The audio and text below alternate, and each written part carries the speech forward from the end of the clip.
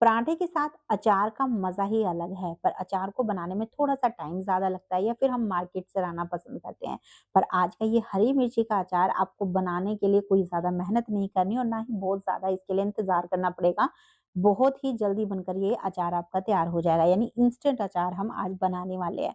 तो इसके लिए पहले आपने हरी मिर्ची लेनी है। मैंने ये जो मिर्ची ली है तीखी नहीं है, मुझे थोड़ी तीखी वाली मिर्ची भी साथ में चाहिए थी पर मिली नहीं तो मैंने यही ले ली। आप यहाँ पर हाफ तीखी मिर्ची और हाफ इस तरीके की जो ये वाली मिर्ची होती है ना फीकी-सी, ये भी ले सकते हो, नहीं तो सिंपल आप ये फीकी वाली मिर्ची भी ले सकते हो, मतलब इनमें तीखापन बिल्कुल नहीं होता है।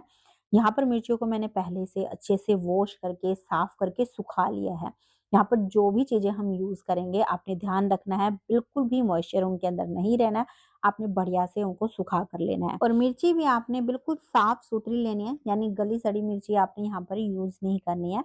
अब मिर्ची के पहले हम सेंटर में इस तरीके से चीरा लगाएँगे और फिर जो पार्ट हमने कट किया फिर से उसमें चीरा लगाएँगे। अगर बड़ी मिर्ची है तो आप उसको 5-6 पीस में कट कर सकते हो, छोटी मिर्ची है तो 4 पीस में कट कर लेना।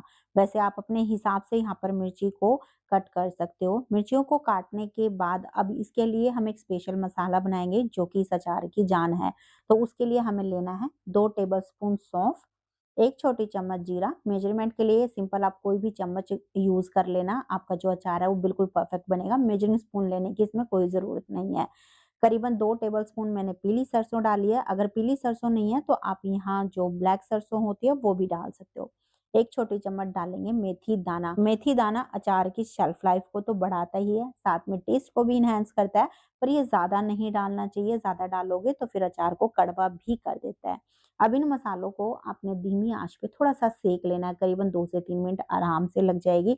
जैसे ही ये सिक जाएगा, इसका हल्का-सा कलर चेंज होगा, बहुत अच्छी इसमें से खुशबू आने लगेगी, साथ में ही हल्की-सी जो सरसों है वो चटकने लगेगी। बस उसी स्टेज पे आपने आँच को बंद कर देना है और थोड़ा-सा ठंडा करके इसको मिक्सी के जार में डाल लेना है। अब आपने इसको पल्स मोड पर पीस लेना है। पल्स मोड मतलब कुछ सेकंड चलाना है, फिर बंद करना है, फिर चलाना है, फिर बंद करना है। इस तरीके से पीसोगे तो आपको एक दरदरा सा पाउडर मिल जाएगा। अचार के लिए हमें इसी तरीके का दरदरा पाउडर बनाना है, ज़्यादा फाइन पाउडर अचार में अच्छा नहीं लगता है। अब मसाला तैयार करने के बाद हम एक दूसरे बर्तन के अंदर आधा कप लेंगे सरसों का तेल। अचार हमेशा सरसों के तेल में ही बहुत बढ़िया बनता है, तो सरसों के तेल को एक बार हम धुआँ उठने तक गरम कर लेंगे। उसके बाद आपने इसको बिल्कुल अच्छे से ठंडा होने देना है। बहुत सारे व्यूअर्स को सरसों का जो कच्चापन होता है वो पसंद नहीं आता है, इसलिए यहाँ पर हम इसे गरम कर रहे हैं। अगर आपको कोई प्रॉब्लम नहीं है उसकी खुशबू से, तो आप यहाँ जो ये स्टेप है इसको स्किप कर सकते हो।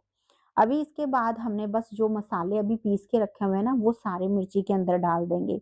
साथ में ही इसके कुछ और मसाले डालेंगे, जैसे 1 छोटी चम्मच हल्दी का पाउडर, 1 छोटी चम्मच कलौंजी। तो कलौंजी को पीसना बिल्कुल मत, आपने इसको ऐसे ही डालनी है क्योंकि ये भी मेथी दाना की तरह थोड़ी-सी कड़वी होती है और अचार की शेल्फ लाइफ को भी बढ़ाती है।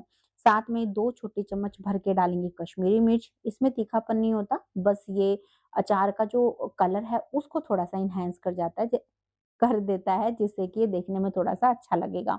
और 1 छोटी चम्मच इसके अंदर हम डालेंगे तीखी वाली लाल मिर्च। तो मैंने जो मिर्ची लिया वो बिल्कुल फीकी है, उनमें तीखापन नहीं था, इसलिए मैंने यहाँ पर 1 चम्मच जो तीखी वाली मिर्च डाली है।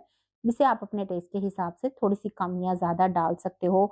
अगर बहुत कम तीखा खाते हो स्किप कर सकते हो। अगर थोड़ा-सा आप लाल मिर्च अवॉइड करना चाहते हो तो यहाँ पर आप थोड़ी-सी हरी तीखी वाली जो मिर्च होती है वो भी ऐड कर सकते हो मिर्चियों के अंदर।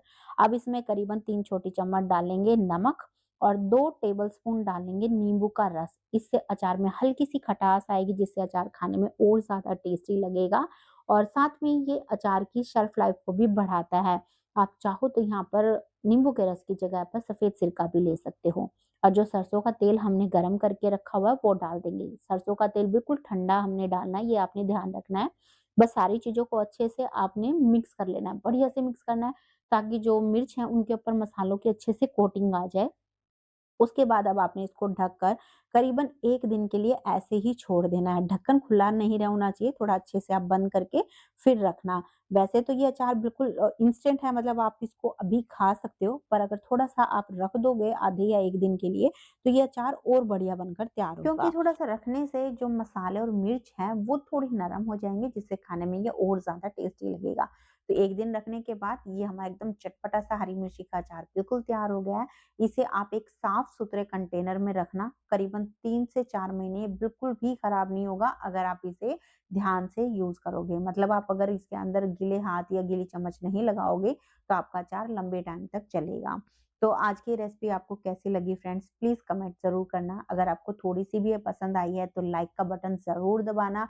आपके लाइक और कमेंट से मुझे बहुत मोटिवेशन मिलता है। और अगर आपको ऐसी ईज़ी रेसिपी पसंद है, जो आप आसानी से घर पे बना सको, तो चैनल को सब्सक्राइब भी कर लेना। तो चलिए फिर मिलते हैं आपसे एक नई रेसिपी के साथ में।